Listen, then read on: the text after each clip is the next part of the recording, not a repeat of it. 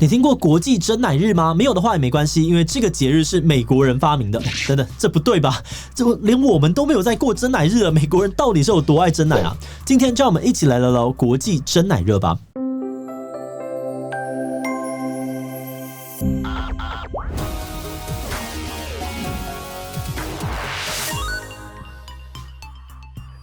Hello， 大家好，我是志祺。国际珍奶日落在4月30号。如果你当天在 IG 上面点开国际珍奶日跟 National Bubble Tea Day 这2个 hashtag， 你会看到有很多来自世界各地的人都在这一天喝珍奶。美国主流媒体 CNN 在当天甚至还做了一个专题报道来介绍这个让全球成瘾的饮料。对于很多国外民众而言，讲到台湾，他们不一定听过101跟台积电，但绝对知道珍珠奶茶。珍奶这个台湾的饮料到底是怎么变成全球热潮的？外国人为什么会那么疯珍奶呢？今天就让我们一起来聊聊看吧。不过在开始之前，按照惯例，还是先让我们进一段工商服务时间。你家里有3到6岁的小朋友吗？当其他大人因为觉得小孩好可爱，或是其他理由就想要摸他身体的时候，你是不是也会愣住，不知道该怎么办呢？这个时候，让孩子主动建立起自己的身体界限就很重要。嘖嘖募资突破100万纪录的盲狗狗绘本《我想摸一下》，就是一本能够协助孩子认识身体自主权的有趣故事书。小朋友将跟着主角盲狗狗，先体会碰到令人好奇的同学好想摸一下的心情，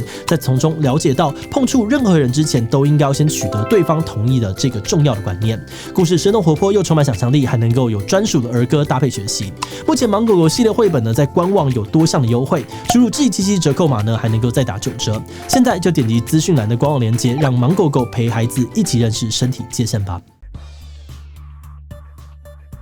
要聊珍奶，第一个要提到的问题，当然就是珍奶是谁发明的。这个问题其实是一个吵得难分难解的公案哦。候选人1号是台中春水堂，他们宣称自己在1897年的时候呢，就把粉圆冰里面的小粉圆加到了年轻人喜欢喝的奶茶里面，发明了珍奶。不过台南的翰林茶馆就出来抗议说，他们在1986年的时候就开始把粉圆加进奶茶了，比春水堂还早1年。所以翰林茶馆跟春水堂双方呢，就因为这个珍珠奶茶发明人的头衔激烈的辩驳，甚至呢还直接对簿公堂哦。经过了10年诉讼，2019年判决出炉，法院认为珍奶不是专利品，任何店家都可以调配，驳回了侵权的诉讼。那无论谁是珍奶的发明人哦，1987年左右，珍奶开始大受欢迎，大街小巷的泡沫红茶店都在卖加小粉圆的珍珠奶茶。然后很快的，又有人觉得呢这个粉圆嚼劲上面不太过瘾，所以又出现了珍珠奶茶2.0波霸大珍珠的版本。另外又有加仙草啦，加蒟蒻啦，变成我们现在常见的手摇店菜单。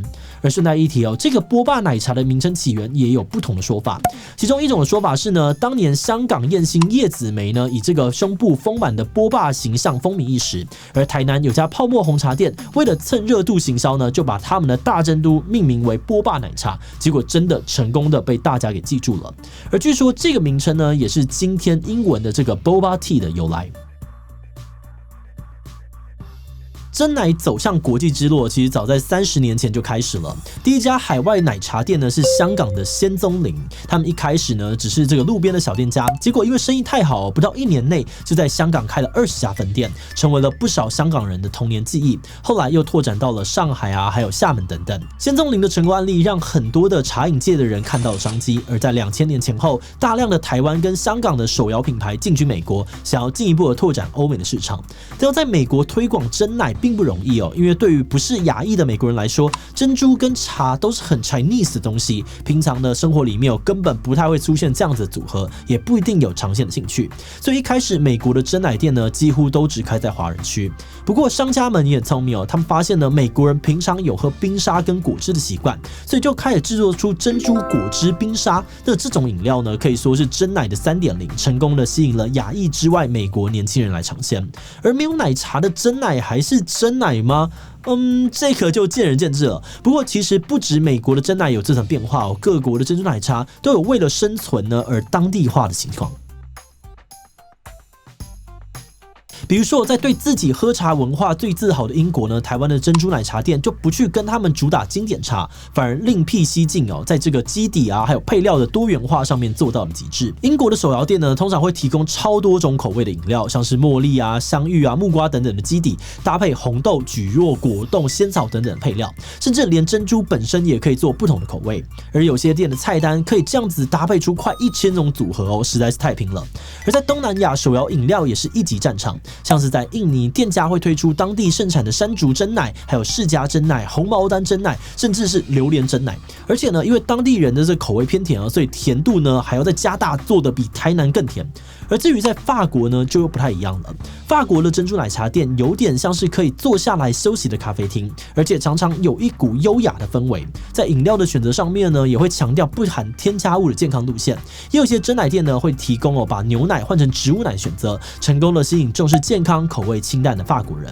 不过要说把珍珠奶茶玩弄的最浮夸的，还是我们的邻居日本。日本的珍奶呢，不只重视味觉上面的好吃，还要兼顾视觉上面的可爱。因此，在日本呢，你可以看到许多的珍奶在视觉上面都很厉害。例如在珍奶呢上面点缀这个爱心形状的米果啦，或是五颜六色很缤纷的彩色珍珠啦，甚至呢日本人还发挥了这个刁钻的创意，把珍奶入菜，发明出了珍奶拉面、珍奶炊饭，还有这个珍奶沙拉等等。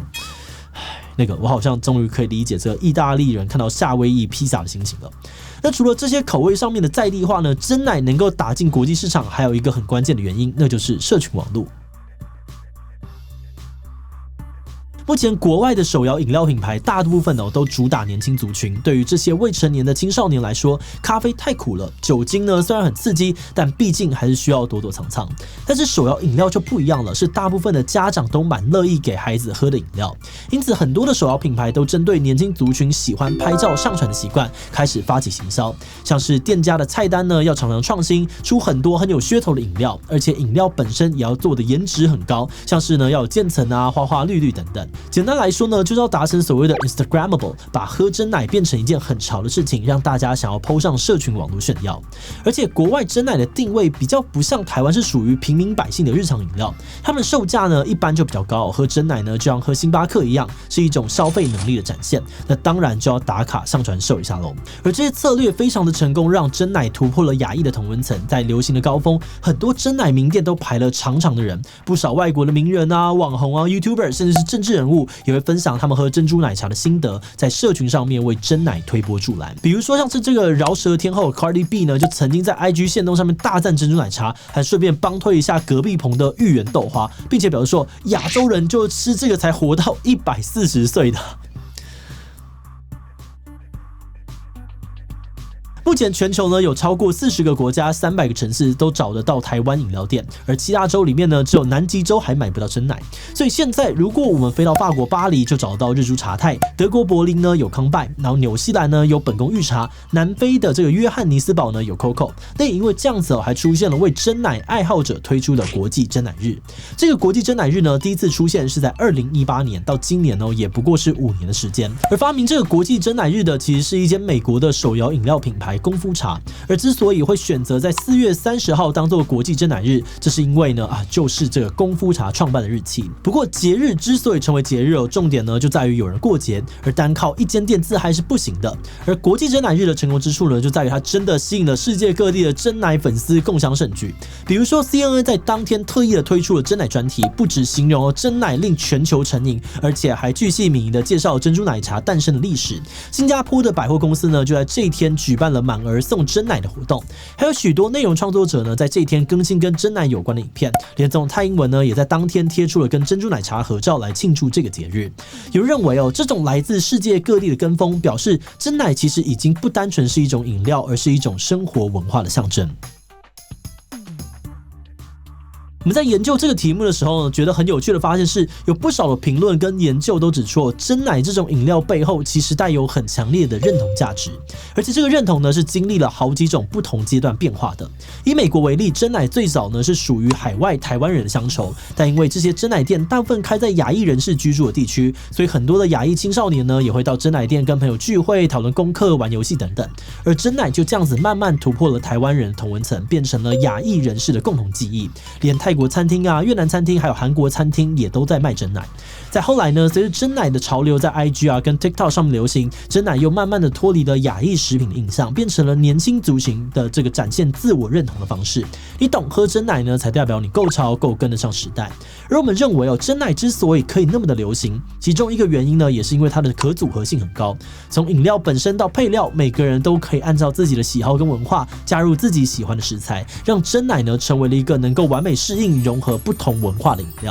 那当然身为台湾人看到这种很有当地特色的珍珠奶茶，有时难免会觉得亚洲人问号呐喊不要玩珍奶。不过换个角度想我们也发明了一堆台式牛排啊、台式意大利面、台式月亮虾饼，这个勉强就算是扯平了。好的，那今天的影片就到这里最后想问大家，你对于所谓的珍奶在地化的接受程度到哪里呢？坚决拥护珍奶主权珍珠奶茶呢就是要珍珠加奶茶。毕竟我觉得果汁珍珠奶茶是极限至少还是有你知道珍珠的饮料，所以有珍珠就也赞拉面啊、披萨也很棒。提其他留言跟我们分享吧。最后，如果你喜欢今天的影片，欢迎分享出去，让更多人知道国际珍奶热。此外呢，也可以点这个地方看看泡面是台湾人的发明，以及英国食物真的很难吃吗？那么今天的这期就到这边告一段落，我们就明晚再见喽。Hello， 大家好，我是陈立，我是美食队芊芊，这是皮亚哥，我是志奇，我是徐波，我是吴子，有 Walkie Boys。哈密 Video Cat 网红馆发烧强片14天抢先看，独家喜剧大片会员无限看。Look at me， 都烂人嘛！他们